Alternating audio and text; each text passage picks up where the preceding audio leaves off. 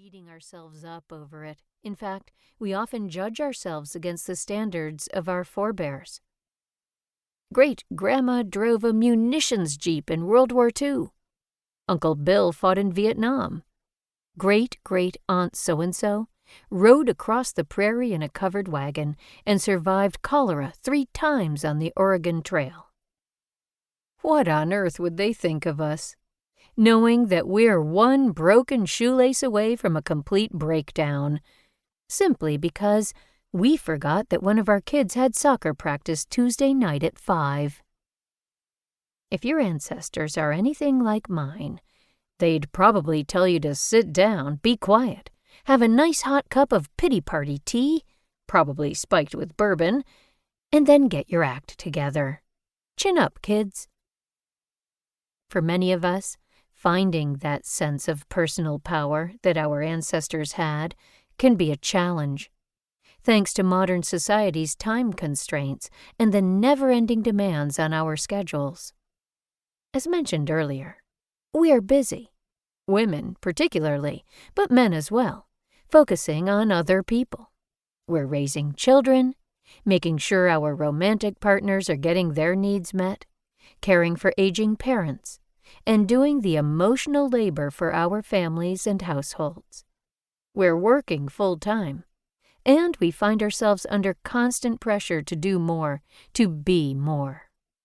We live in a world that is constantly reminding us that for whatever reasons, we're just not good enough no matter what. Lose weight, gain weight, wear more makeup, wear less makeup, stay home with your kids, go have a career. Yet for thousands of years, people have managed to live through far more stressful situations than delivering a kid late to kindergarten, breaking a nail, or double-booking meetings at work. Our ancestors were survivors of things far more frightening than our first-world problems. They were strong. How do we know that? Because you're here. Your bloodline survived millennia of plague, war, pestilence, famine, infant mortality, and just plain old bad luck. Just to make you. That means your ancestors were badasses. I started researching my own family history more than 30 years ago. Back in the days when you couldn't just hop online, plug a name into a search engine, and come back with thousands of results. This was the late 80s, when genealogy research involved writing letters to old ladies in dusty archives somewhere, and hoping that in a few months, your self-addressed stamped envelope, many people don't even remember what those are, would come back with a copy of a marriage certificate from the 19th century. More often than not, it didn't, because she couldn't find it, and then you started the process all over again, writing to a different little old lady in a different dusty archive 2 counties over. Over the past 3 decades, I've uncovered a lot of different types of people, from criminals to kings, from sinners to literal saints. They're all connected to me, either by blood or marriage.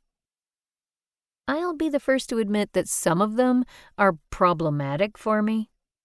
A few of my people were wealthy landowners in colonial Virginia, which entails everything you're thinking it does. It's been an uncomfortable truth to acknowledge that people in my bloodline enslaved other human beings. But it's a fact, and is unavoidable.